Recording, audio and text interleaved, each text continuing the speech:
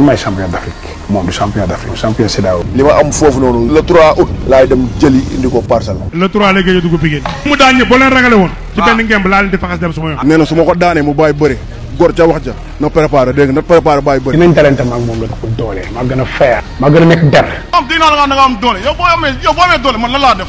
le 3 bi dafa ma neex. coow li léegi mu jeex. coow li buy jeex ak i jooy lay àndal ay rongaño mooy tuur mu ñibbi. moom buy ñibbi du xamee yoon bi day fàtte daalam ci biir stade. ba le 3 yaagatul.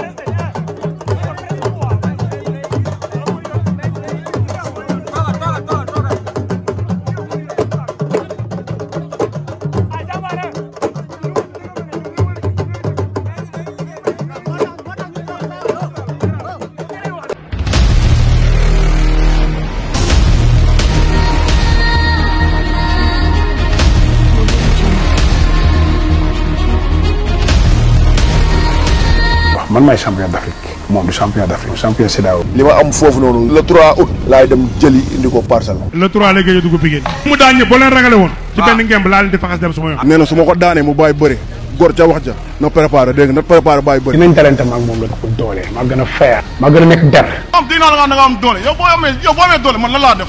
le 3 bi dafa ma neex. coow li léegi mu jeex. coow li buy jeex ak i jooy lay àndal ay rongoño mooy tuur mu ñibbi. moom buy ñibbi du xamee yoon bi day fàtte dàllam ci biir stade. ba le 3 yaagatul. Audio